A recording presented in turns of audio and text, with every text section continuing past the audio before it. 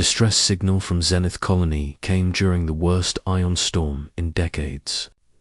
Every military vessel was grounded. Every combat team was stranded light years away. The colonists' 200 families were surrounded by the planet's native predators, the Dusk Reapers, who had breached the perimeter walls. Admiral Corse stared at the tactical display in frustration. "We need someone on the ground, now." "Sir, there's a civilian transport 40 minutes out. They're hauling agricultural supplies." "Who's the pilot?" "Emma Okafor, sir. Freelance cargo runner." "But sir, she has her daughter with her. 7 years old.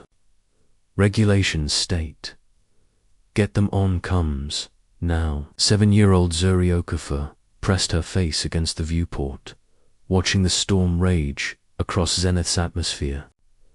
Her mother's voice crackled through the ship's speakers, talking to someone official sounding. "You want me to land in that?" her mother said, with colonists trapped and Dusk Reapers inside the compound.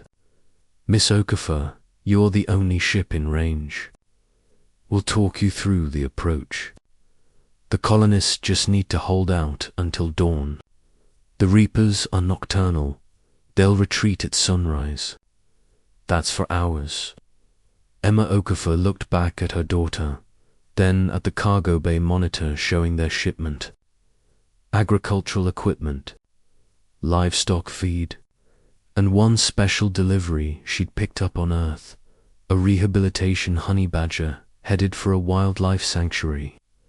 "I can land," Emma said, "but I can't defend colonists. I'm a pilot, not a soldier." Zuri tugged her mother's sleeve. "Mama, what about Rascal?" Emma blinked. Rascal? The honey badger in the cargo bay who'd escaped his container twice, reorganized their storage system, and somehow figured out how to open the snack cabinet. The creature who'd made friends with Zuri by being completely fearless and absolutely stubborn.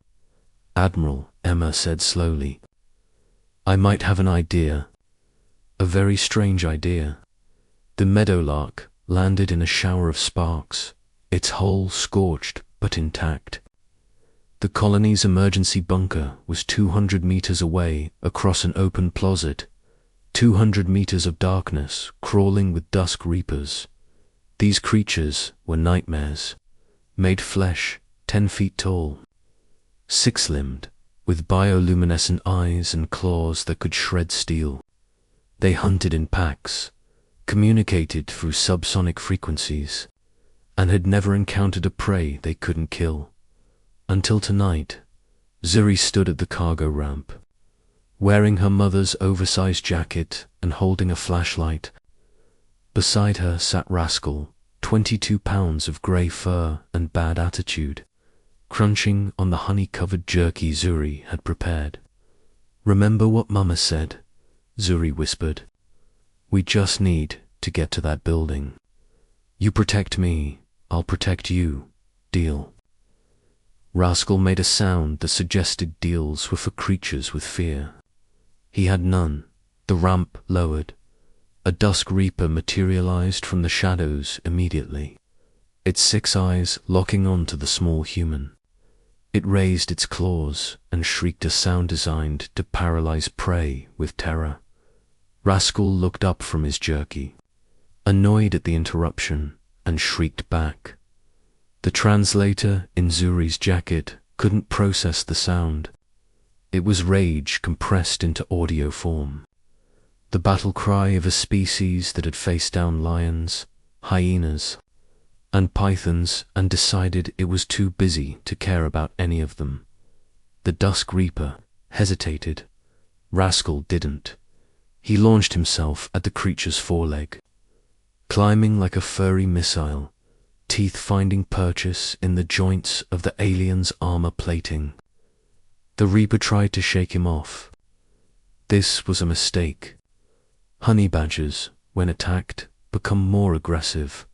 Zuri ran.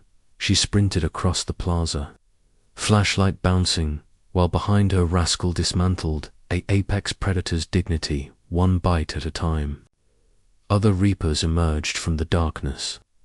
Converging on the small human dot, Rascal dropped from his first victim and intercepted the second. Then the third. He was everywhere, at once a whirlwind of claws, teeth, and concentrated fury. His thick skin turned away strikes. His flexibility made him impossible to grab, and his absolute refusal to acknowledge danger made him unpredictable. The Reapers had never encountered anything like this. Their subsonic communication turned panicked. Zuri reached the bunker door and pounded on it. "Open up. It's Zurio Coffer, from the meat." The door cracked open. Frightened faces peered out. Is that a Earth animal?" Someone asked. "That's Rascal." Zuri beamed with pride. "He's a honey badger, and he's my friend." Behind her, Rascal had 3 Dusk Reapers in full retreat. A 4th tried to flank him. He spun, made eye contact, and did something that would be analyzed by xenobiologists for years. He postured at a creature 3 times his size, raising himself to full height and hissing with such intensity that the Reaper backed away. "Everyone grab something to carry," Zuri announced. "Mama says we've got 4 hours until sunrise, and we need to get supplies from the ship." But the Reaper's Rascals handling it. Come on. What followed was the strangest supply run in colonial history. Zuri led groups of colonists back and forth across the plaza while Rascal established a perimeter. The honey badger had decided this was his territory now, and the Reapers were trespassing. Every time a Reaper approached, Rascal charged. Not to kill, though, he certainly could, but to educate. He taught them about Earth animals who didn't care about size, strength, or evolutionary advantages. He taught them about creatures who survived by being too stubborn to die and too fierce to ignore. By the 3rd trip, the Reapers stopped approaching. They watched from the darkness, subsonic frequencies communicating confusion and something that might have been respect by the 5th trip. They started retreating toward the jungle. By the time sunrise painted the sky orange and purple, Rascal sat at Zuri's feet, accepting praise and honey treats while the last Dusk Reaper disappeared into the forest. The creature looked back once, its 6 eyes meeting the honey badger's gaze. Rascal yawned. The Reaper ran, "Admiral, courses. Report day 247. The Zenith colony incident has been resolved, with 0 casualties. All colonists safely evacuated. The Dusk Reapers have not returned to the compound area. Mission success attributed to civilian pilot Emma Okafor and her daughter Zuri, age 7. Assisted by 1 Mellivora capensis common name, honey badger designated Rascal. Recommendation: Earth species, psychological assessment for potential defensive applications. Secondary recommendation: never underestimate human children or their choice in pets. Personal note: I've been a military commander for 30 years. I've commanded fleets, led invasions, and negotiated with warlords. Today, I watched a 7-year-old girl and a 20-pound mammal defend 200 people against apex predators. I'm requesting early retirement.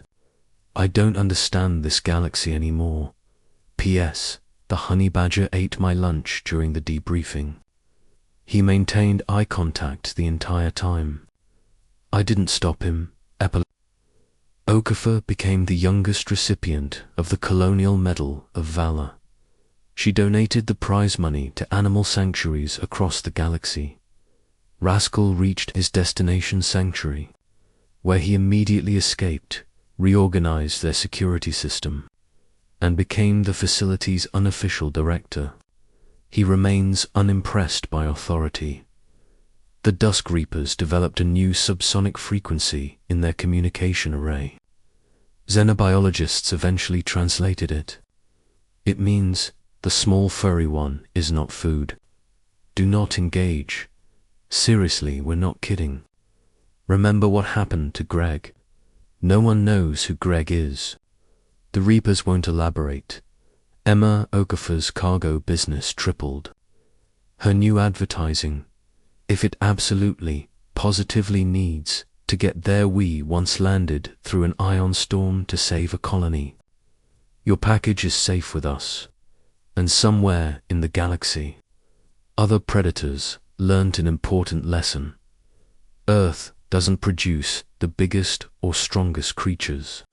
It produces the most stubborn, and stubborn, it turns out, is more than enough. Asterisk.